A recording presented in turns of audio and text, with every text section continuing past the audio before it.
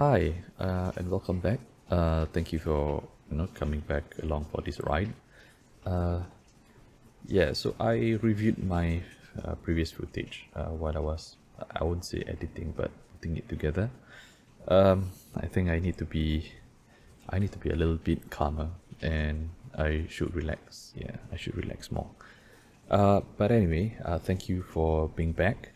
We're gonna continue today with where we left off, basically. So previously, what we've done is that we kind of like got started on building the logic side of things. So today we will continue on that. But I think what I would like to do is to actually basically go back to the planning stage for a little bit and kind of understand how we are going to build this logic. Also, I've adjusted the blinking sensitivity a little, and also the mouth, but not too sure what's happening. The mouth is still a bit too sensitive. Well, I'll try to work on that a little more. But anyway, let's get started. So here, this is our planning board. We are going to take a look at it. So my issue is that I'm actually a little confused as to how I should be designing the logic of it. So I would like to actually look back into the logic, game logic. I'll call it game logic. And what we are trying to do is to actually make sense of here on this portion where here where's my so on this portion where I want this whole thing, basically, you see, how do I actually really go in depth on it, and how do we actually create the functions for it? I would like to do that, because as of now, if you take a look at our code, it's pretty confusing. Right, so we have like handling scores, handle the adding of time, handle the timer, starting the game, ending the game. So I want to break it down a bit more. I would like to break it down a bit more and really see what each functions should be doing. Because as of now, I'm just running all around the place without understanding what do I really want from each function. So let's take a look. Let me just put this away. Okay, so what we have is that we want the game to start and end. I'm going to just copy this over here. Okay, so we're going to just change this into like functions, I guess. I'll use dark green here. So we have here start game here. I'm just gonna put it exactly like how we are going to put it inside the program. So we have start game and we have end game. Now we are going to decide what each function is going to do. Normally I don't dive this deep into when I'm building my web page. When I'm building web pages, I don't actually go this deep. But I feel that because I'm creating a game, I think it's better that I actually tell each component what they're supposed to do. So decide on what the components do actually. So we have start game. So other than that, okay, so what does the start game, other than start game and end game, we do have other functions as well. Things like the countdown timer and like the countdown timer. So we have two kinds of timer. One is the countdown timer and the other is the I guess the game timer. We'll call it game timer. So let's just make that first before I forget. So we have countdown timer, and then we have the game timer.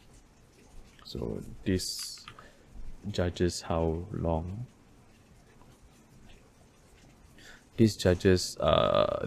how long the player has till it's game over, whereas countdown timer will count like the 5 seconds, basically 5 4 3 2 1.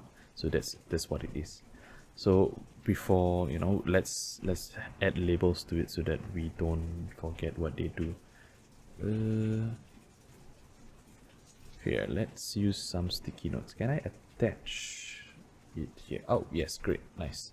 Okay, so countdown timer basically does the 5 seconds countdown. Okay, and here basically, yes,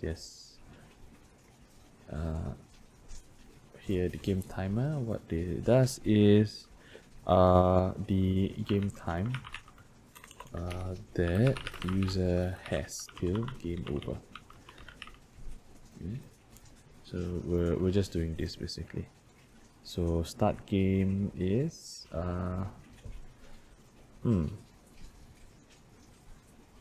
activates, I guess. Activates the start of the game. And here we have end game. End game ends the game basically. Okay, so we have that going. Now we will need to think about what are the other components that we need. That's the basic guy. We will also need, so here we see that the countdown timer. So we need something to help with the tab.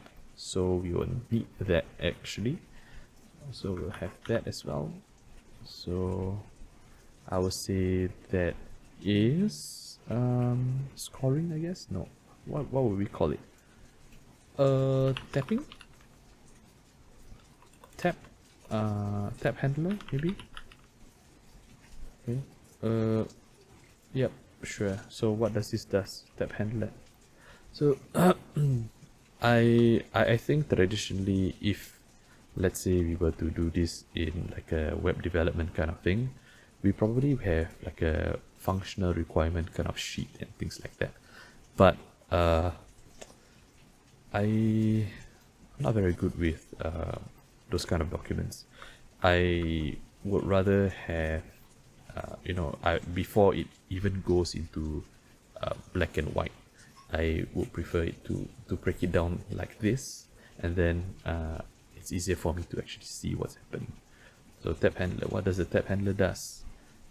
Basically what it does is handles keyboard presses and screen taps. So that's what we want to do. Then we also should have score handler. So score handler, okay, handles current score. Then we also must have, no, not only that, the score handler should also, no, let's not think too much about it. Let's also have, other than the score handler, we will also need the stage handler. So handles current stage as well. So we need the stage, right? Score, stage. Yeah, so game timer will also handle whether or not it tops up and things like that. How would we do that? So here what we have is that I won't call this multiplier, this stage increase. So timer increases back as well, score indicated. So let's think.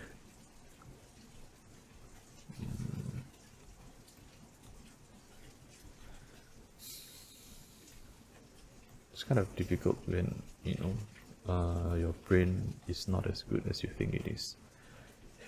Okay, so we have all the basic functions here basically.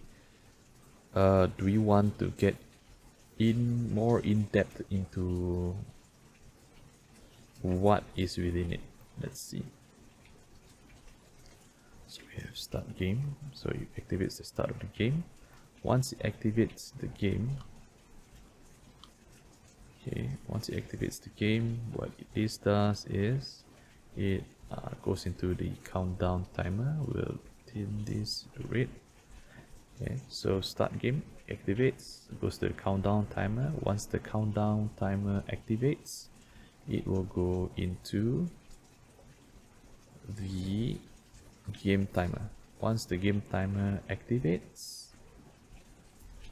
we'll activate the game timer. Game timer.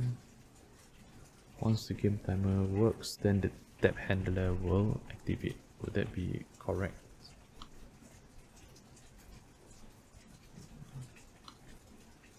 Well, I'm actually, all this can be separate, right?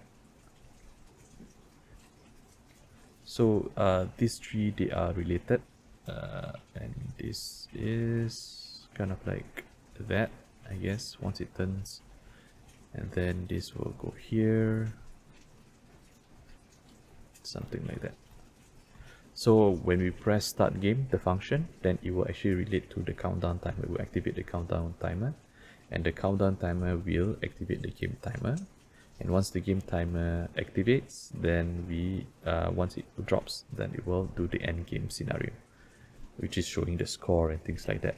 So maybe that would be good. I will just put this here. So scenario. I'll just call it scenario, but I think other people have used it something else. So what this does is shows game over, shows final score, shows maybe stage, then game timer. Game timer, what it does is, let's see, it should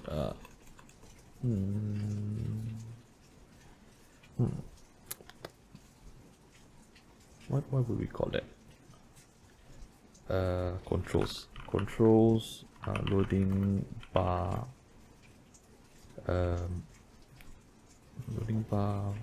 width, and this will also control the loading bar number dropping. Okay, and for countdown timer, it will changes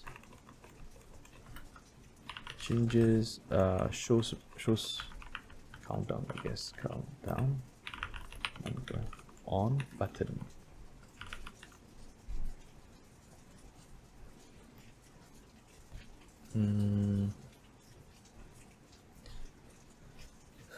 I think we need we need something here. I think that this will also, this should also activate tab handler, and this will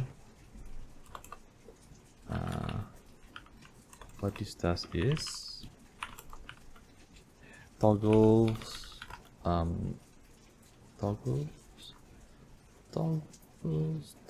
active toggles the active state active states of tabs. Okay, so that's what it does. Okay, yep, that's good. Okay, that makes sense. That makes sense. Okay. Okay, shows countdown number, activate the start of game, I think for this scenario, what this does is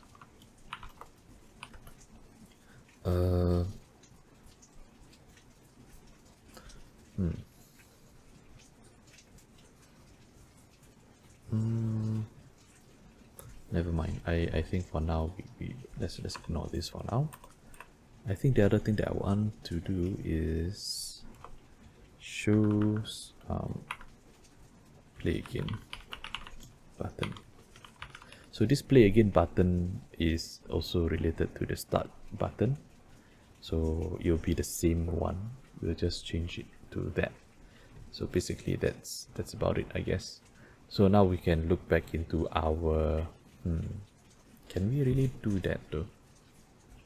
So we have all these functions, but we also need to kind of think, because we are using a browser-based HTML, correct?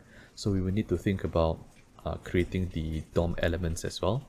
So if those of you who are not familiar with DOM, basically DOM is short for DOM is document object model. Document object model. So when we are talking about HTML or like any browser-based system, we also talk about DOM as well. Basically, they are what is within the browser itself.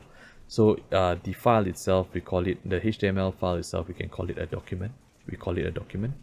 Okay, and then within within this, oh, I can't move it, huh?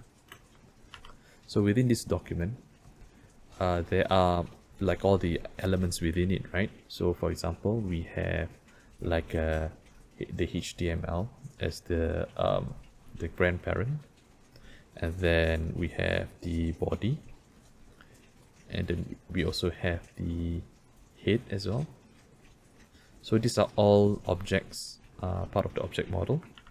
Then within the body is where you have like your headers, your H1, sorry about that, your paragraphs, etc, etc. So these are all considered document object model. So when you are creating HTML, you basically let's look back at our code. So you can see in a HTML file, all these, they are all considered, all these elements are considered your object models as well. So how do we work with all these object models? We have to think about it, because we're dealing with JavaScript as well, right? So in this case here, the document refers to the browser. So we want to kind of like be able to what happens when I click on this button, and so on and so forth. So we need to ensure that all these it's best to ensure that all these all the objects or elements in the HTML are already rendered out before we actually place all these, like event listeners and all that. Okay, because if you don't, there's a slight chance where the object has not fully loaded, and then the JavaScript gets activated. So why that happens is because you can see here, when in any programming languages, you kind of like read from top to bottom, right? So here we have it will actually, what happens is that it will render the head, and then followed by the body and all the contents within it, then it will do the script. So there's a chance where it just runs through everything here, and then it will also go to the script where the script gets activated, but maybe a component has not an element has not fully loaded yet, so you can't actually put any event listeners to it. Does this happen? It does, but I've not faced it for quite a while. Yeah, because when you're doing something lightweight, it doesn't happen as often. But if you're doing very heavy work, like creating, let's say, again, my map example, if you're building maps, you're using map libraries like Leaflet.js, or very heavy things like you're fetching databases, data from databases and stuff like that to render to your front end, then you will need to ensure that, wait for the DOM to be loaded first and stuff like that, and then so that it doesn't jump around. So it is better that way. So every time you create a browser, like you're dealing with browsers and you want to do event listeners, always have DOM content loaded there, so you can be rest assured that it will wait for the DOM to be loaded before it does all other things that you would need it to do. Okay, there's a lot of tangent there. Sorry about that. So, but yeah, I just needed for people to understand what's going on. Okay, it's just my rant. Yeah, it's just my rant. So going back to our planning, Let me just erase all this. Okay, so go away, go away. Okay, so so that's why I'm thinking, should we actually have do we need to create a separate function for DOM content loaded? Do we want to, how do we deal with that? Yeah.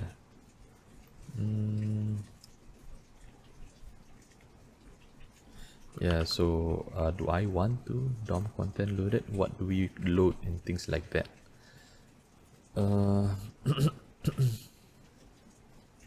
I think technically we don't need that, but yeah. Okay, just for completion's sake, maybe I'll just create it. Okay. DOM content loaded. So I call this as a function, but it's actually not really a function. Okay, no, it's not really a function, it's an event listener. So we'll just put it here. What we want to do is we want to apply. Okay, what we want is we want to apply okay, things that we need to load is start button, and then we have the tab button. Do we need anything else? Do we need anything else? Okay, you know what? We'll just work with that first. So once the DOM content loaded, you will put the start button. The start button will be the start game, and then it will just yada yada yada. So yeah, we'll deal with that later. But basically, yeah. Okay, going back to our code, what we want to do is, since we have everything here already, okay, I am going to, do we need to, okay, maybe we'll, I keep missing things out, so yeah, let's go back here. What we want to do is, let's create another, okay, we need some global variables. So global variables, excuse me, global variable. So who should be the global variable? So here we have, definitely I'm gonna do game start or game active. Let's call it game active. So game active, this is just to ensure we can see whether the game is activated or not. Then we also need the countdown time. We also need the game time as a variable.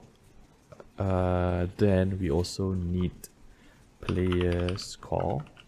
We also need stage. Alright, so we also need stage. So these are all the things that we need, I think. We'll add more as we go, but I think these are the common ones. I mean, these are the ones that comes to mind right now. So game active, whether yes or no, countdown time, game time, player score, stage. Let's look back at our code and see. Oh, we also need to add time. Right? Do we need to add time? Yeah, we need to add time, don't we? So we need to add time. So as we tap, we also need to add the time. But oh yes, because the tab will, so under the stage handler, what this does is changes stage, and it also changes the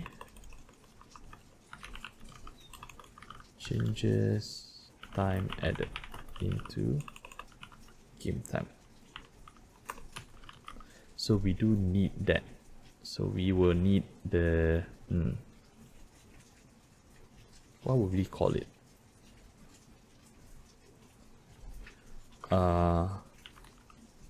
Time.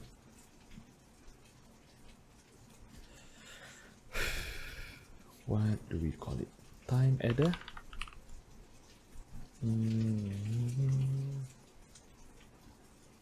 Okay, we'll just call it time adder for now. Okay, so we need a time adder. Let's look back at our code.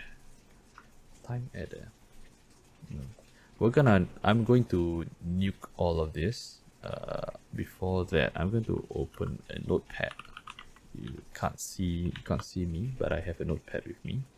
What I want is to leave this interval guy, because I am pretty sure I will forget this code. So we're going to take that. We're going to nuke this whole code. We're gonna nuke the code, and we are going to place all the stuff that we need just now. So looking back at the browser, you can see that we need all of this. So I am going to just take all of this and go back to the code, and we are going to paste this, and we're going to just go let's. So as you can see, you really need to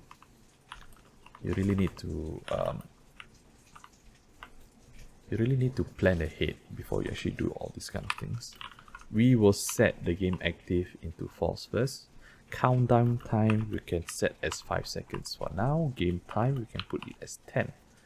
And player score we can put to 0. And yeah, let's do that. Stage we'll put it as 1. And time adder we put it as 1 first. So we have all the global variables here. Now next, what we need is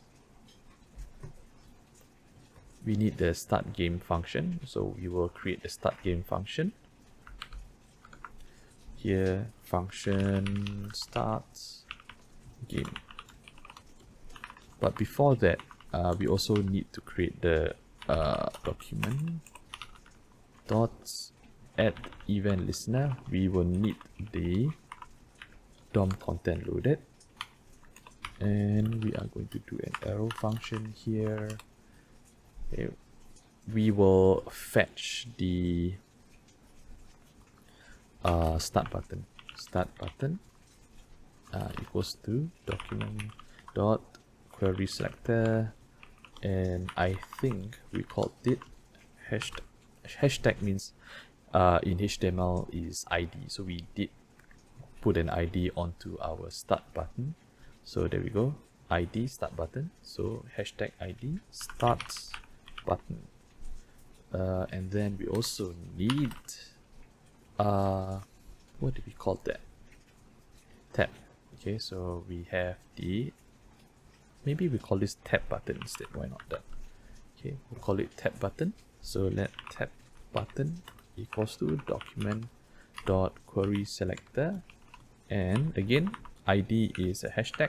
We'll call it tab button. Okay, there we go. So we have this.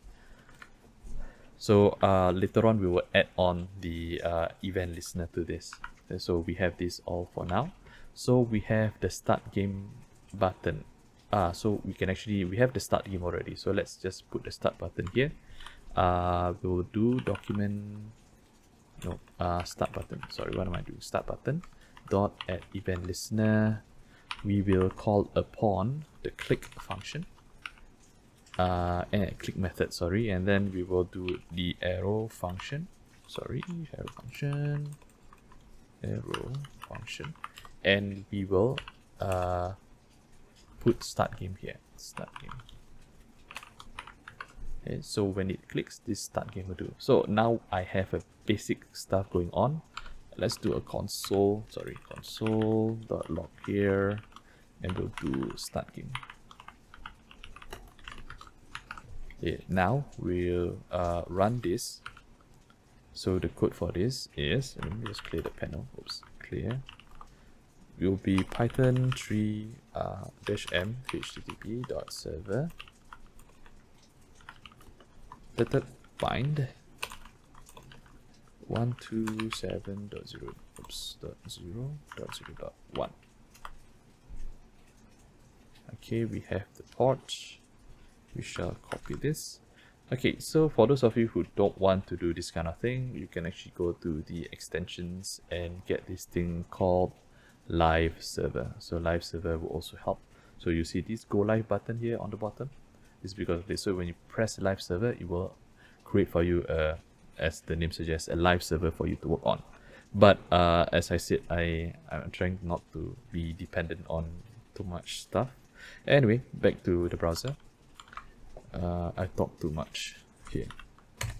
Okay, so let's check. We need the console. When we press the start button, it will say start game. Yeah. Ignore this. This is favicon, basically the favorite icon. Yeah, we don't have that for now, and that's okay. So anyway, we were checking on the start button. We clicked on the start, and it says start game. Okay, so that works. That's working.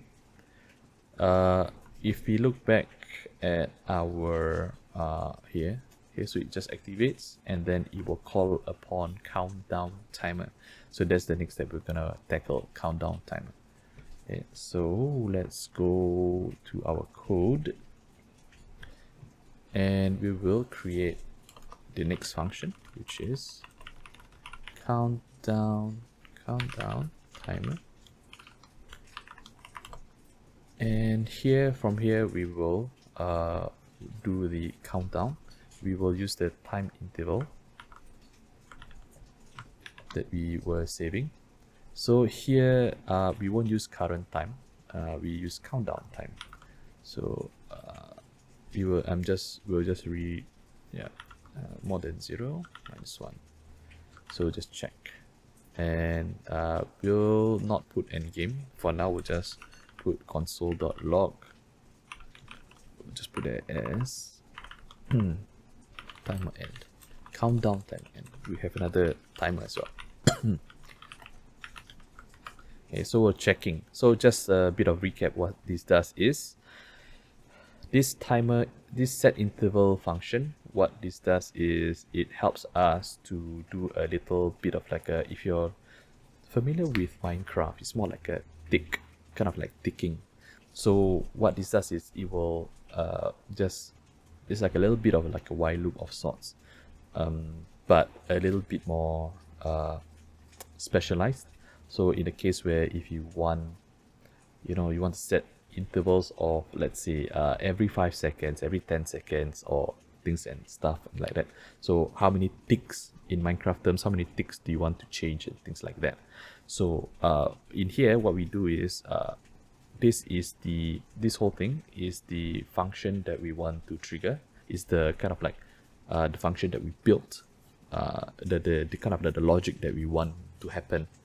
And this 1000 is the interval time that we want to set. So in this case, is in milliseconds. So 1000 milliseconds is equals to 1 second. So I want this interval to happen every second. So in every second, what this does is it will check this condition, and it will do like, oh, is the countdown time still above 0? Then if it is, then just -1, and then just check for me. Okay, so that's what it does. Let's check this out. The other thing that we need to do is we need the start game to actually call the countdown timer function. So remember if you remember our flowchart that we had. So the flowchart that we had, the start game will call upon the countdown timer. So let's refresh and we try start. 4, 3, 2, 1. Okay, good. That's good. That's nice. So we have that. Alright, so once the countdown timer ends, what we have next is it will call the game timer. We will ignore this step handler for now. Let's go game timer. So we will go to our code and create the game timer function, game timer. And same thing, we will actually use this again, the interval again. And instead of countdown time, we will actually use game time. And here, game timer, countdown time, game time, game time, game time, game timer end. Same thing. Now what we do is we want the countdown timer to call the game timer. So I will call the game timer here, because once if the countdown completes, then we will trigger this. Okay, let's try this out. So as you can see, this is a good habit if you're watching this just to learn a bit of coding as well. Not that I'm a very good coder. Okay, the thing you need to do is at every step that you add new things to it, you will want to actually test it out to see whether that works. Okay? So now, because we're linking two functions together, actually three functions together, we want to see whether they are working as intended. So here we have the countdown, okay, and then we have the seconds. There we go, the game time.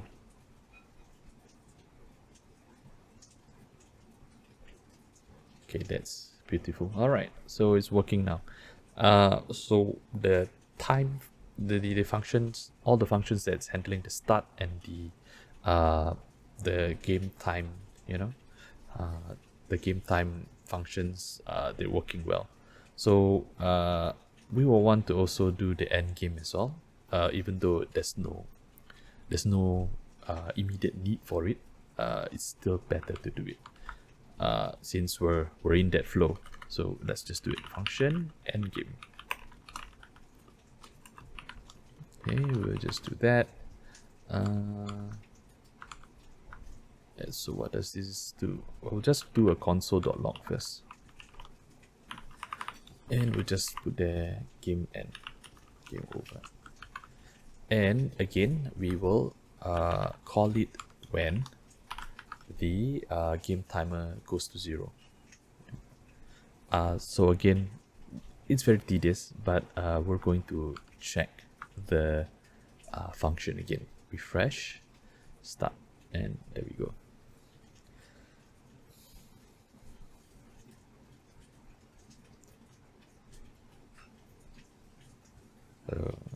Four, 3, 2, 1. Okay, good. Now we know that the mechanics of things are working. The time, the start to end time, they're all working. So then now we can deal with the tapping function and things like that. So here we have the tap handler. We want the tap to happen. Okay, so actually, now that I think about it, actually we don't have this. We don't need the countdown. Okay, actually yes, the countdown timer should govern also. Govern game running, I guess. Is it called game running? Game active, sorry, game active. Okay. So this at this point turns to true. True.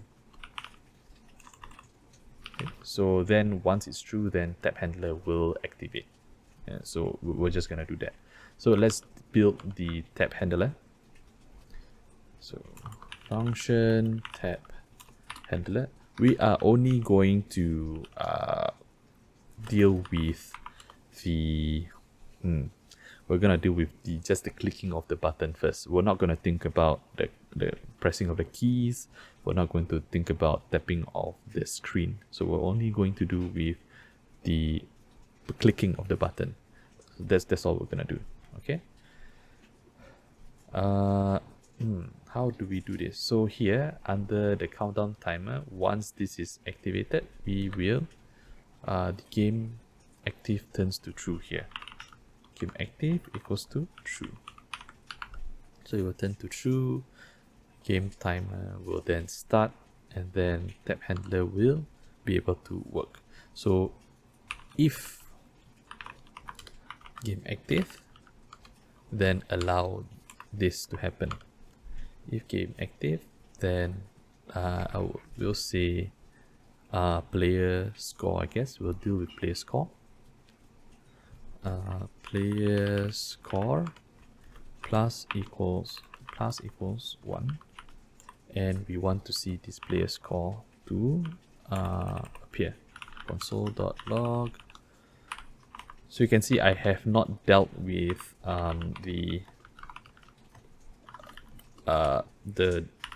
the visual aspect of things. I'm just doing the logic first. I don't want to deal with the front end too much for now. I'm just doing the logics first. By right, I think it's best to do both at the same time, but I don't want to complicate things for now. So player score here, we'll just do player score here. And here we have tab handler, and we can do the tab button here now, because this tab button governs, helps, you know, it deals with the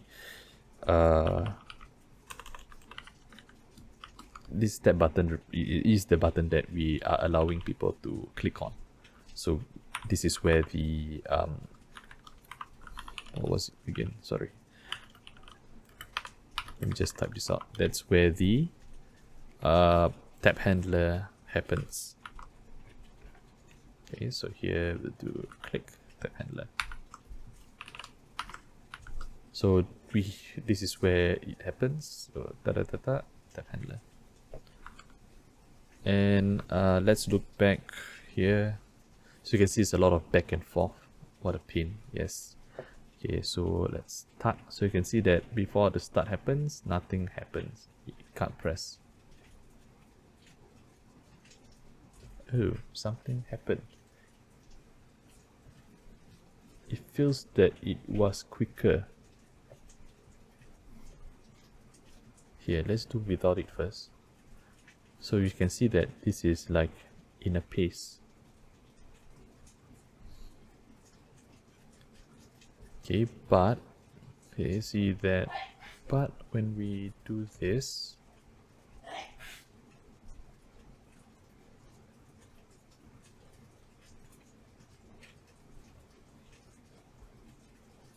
oh, it was just in my head. I thought there was something. Okay, but you can see that I was clicking before the countdown timer ends, so there was no player score being added, and only after that then it happens. Now when it's game over, can I still click? Oh yes, I can still click. I need to, so you can see this is why we need to do testing. Alright, so back to here. So here, before the game ends, we want the state to change back to false, the game active to go back to false, so that people can't click on the button before the game ends, just before the game ends. Okay, so that should deal with that. So now we can see that the player score is working and things like that. Okay, that's great. Now looking back, what else do we need? So we also need score handler. So handles current score. So what this does is adds player score,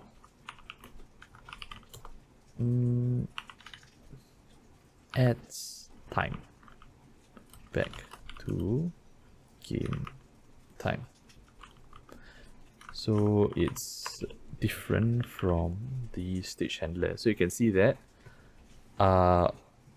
this will add time back to the game time, but this will change the time added into game time. So two different things.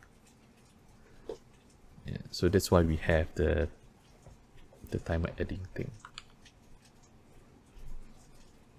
So here, what we can do is after we can do the player score +1, we can also the game time. So here we can add the game time as well, equals to game time plus time adder.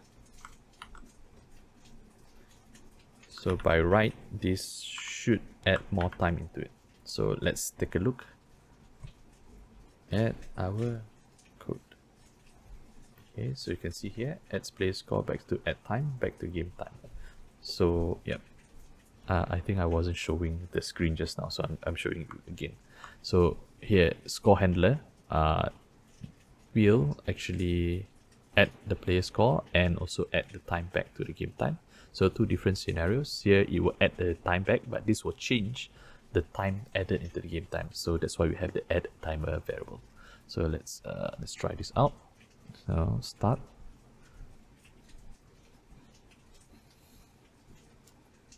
And yep, okay, good. And we'll press. Does it still? Okay, oh, good. So this will never end.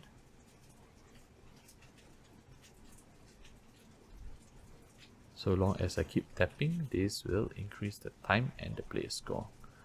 Okay, so we see that the time gets added, so that's good enough. So for now, I'm happy with where we are at right now. So the other thing that I said on the previous time on the previous episode, basically, is that I want to limit the time. So I want it to stay at 10 seconds. So we want that. So we will want that limit. We want to limit people from going above 10.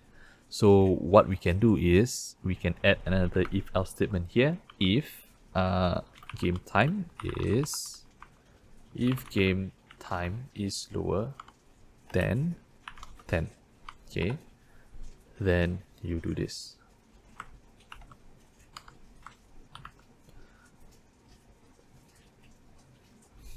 So that's basically what we're doing. So long as it is below 10, I should be able to add more. That's all it does. I don't have to put like, oh, if the game is active as well, because this is within the game active stuff. So I'm not going to add it here. You don't need to add too many conditions in here. So let's again try it back again. Yeah, it's a tedious process. This is how I'm guessing this is how game development is as well. But I think it's much more complex. I'm a web developer, and this is often true. This is how I actually work. I always go back and forth and check to make sure all the functions are okay.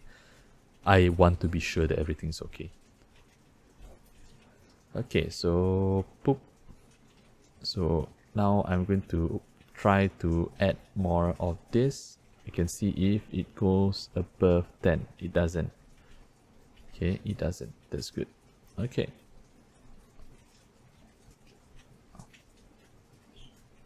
Okay.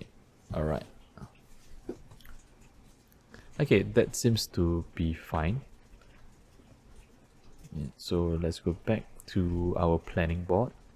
So we already have the score handler. Do we want to do the stage handler as well? Let's do the stage handler as well right now. Stage handler. So let's do stage handler. Function stage handler. So this game will actually technically perpetually will keep on running until people aren't able to tap as fast and things like that. So that's the idea basically. Okay, so stage handler. What do we want to do with stage handler? This is something that blows my mind a little, because I'm not too sure what I want to do with this. So if you remember this little board here, so every time it reaches a certain stage, a certain score, then I want it to increase in difficulty. So this is something that I'm not very good at. So I want this to get checked ever so often. So do I want to use the tap handler? Every time I tap, will it check this using the stage handler? And if it is do we want it to follow a certain sequence every 10, 20, 30 and things like that? We could use an array to check at what point are they at. Yeah,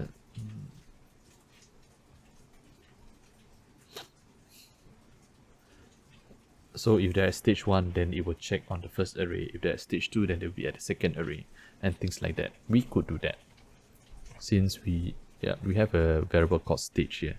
So what we can do is we can do let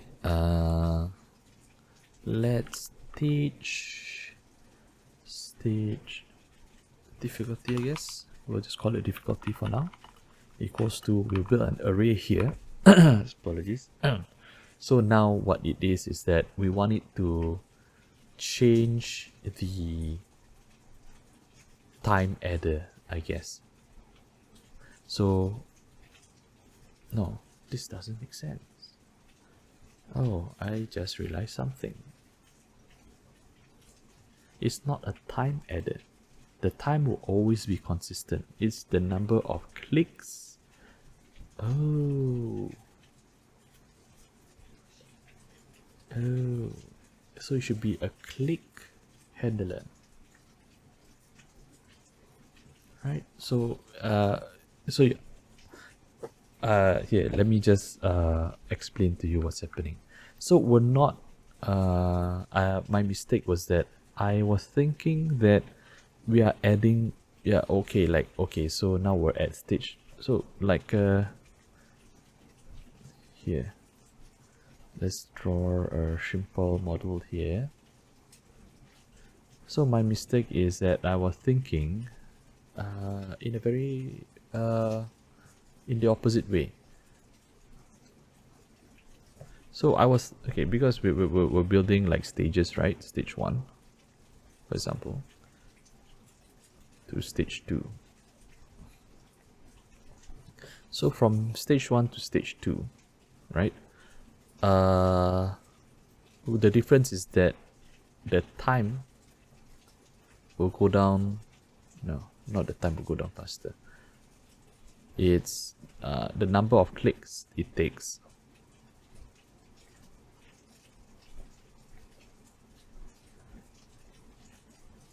Number of clicks to increase the time. It's not the number, it's not the time that we're governing, it's the clicks. It's not the time, it's the clicks that we are governing. Why would I have, today's word is govern, basically. I'm using the word govern so much. We are trying not to, we're trying to control the number of clicks, because what we do is that from stage 1 will probably need like maybe 1 click equals to 1 second, but stage 2 probably needs like 3 clicks equals to 1 second. So we're governing the clicks, not the time. So that's why we shouldn't be using time adder. We should be using a bit. Yeah, we need to revise that. Okay, so let's change this a bit. So it's not a time adder, it's more of click difficulty, let's call that. Okay, so click difficulty, go back to the code. So let's change this to click difficulty. Okay, then we have to change the tab handler. So game time, we can just like plus equals to 1, that's no worry. No worry about that. So long as game time is lesser than 10 is, yeah. And we also need to count how many times have the user clicked. So for now it's 1, so we need to count. So every time the person clicks on it, then they will need to check. So this is where we need to do the we need another here.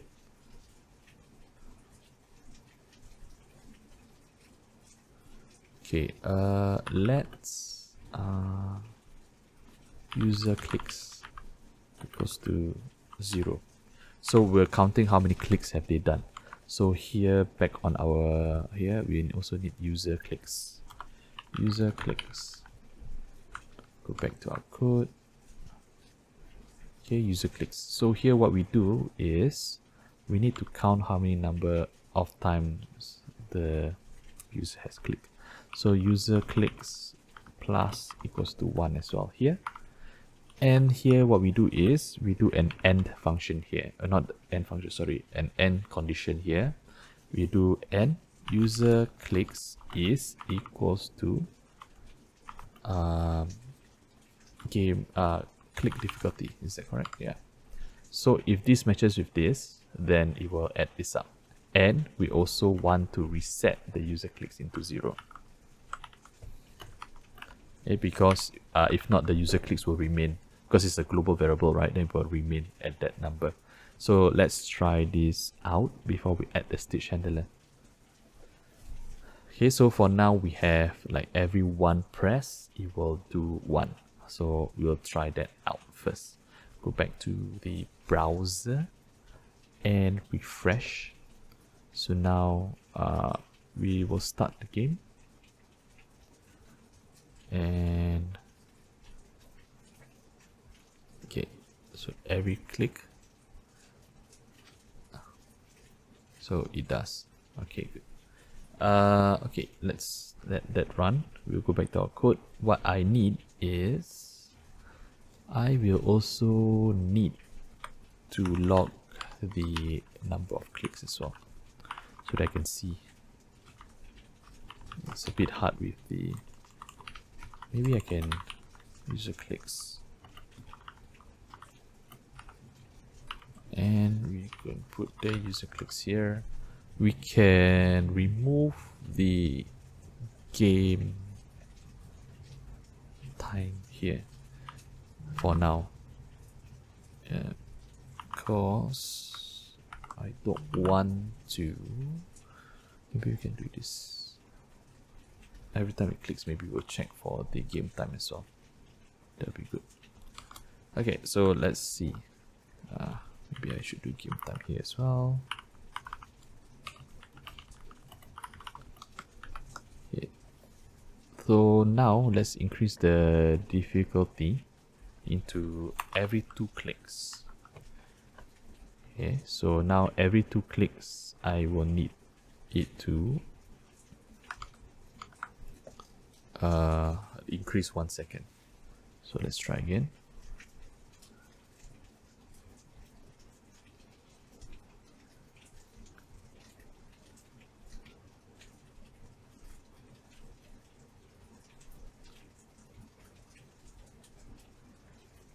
Okay, so it was a bit of confusion there. Why does it count down? Why does the countdown time end here? Oh, something is wrong. When I click on it, why does the countdown timer appear again? We'll need to look into that.